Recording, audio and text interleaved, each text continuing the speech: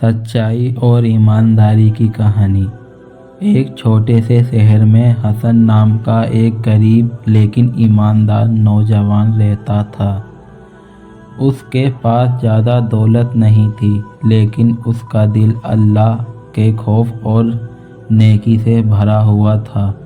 حسن روز محنت مزدوری کرتا اور جو کچھ ملتا اسی میں شکر ادا کرتا۔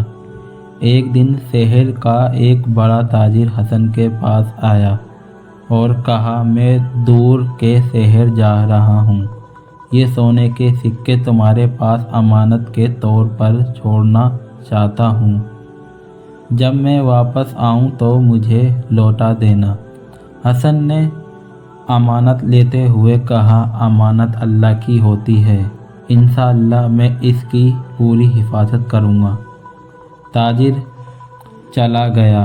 کچھ دن بعد شہر میں قحط آ گیا، لوگوں کے پاس کھانے کو بھی مشکل ہو گئی۔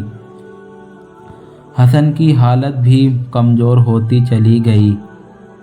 راتیں اس نے بھوکے پیٹ گزار دیں۔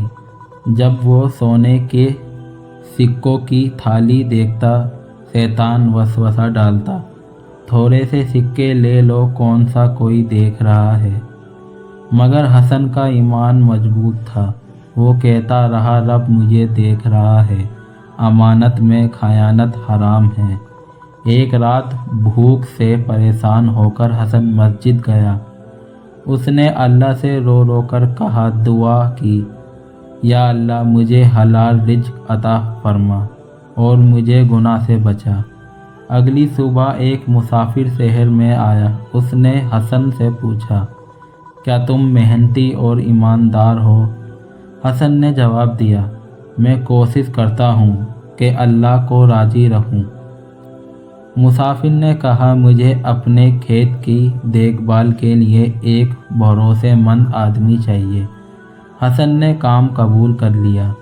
کچھ مہینوں میں حسن کی محنت سے فصل بہت اچھی ہو گئی۔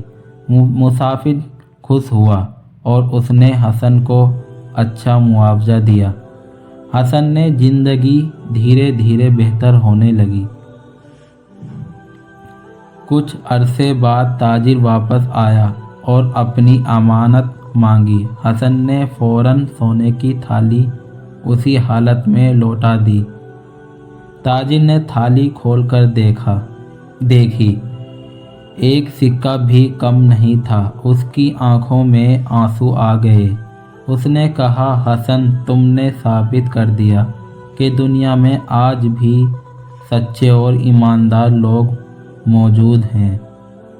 تاجر حسن کی ایمانداری سے بہت متاثر ہوا۔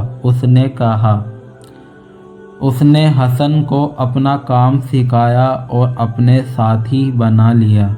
کچھ ہی سالوں میں حسن ایک کامیاب تاجر بن گیا، لیکن اس نے کبھی سچائی، نماز اور اللہ پر یقین نہیں چھوڑا۔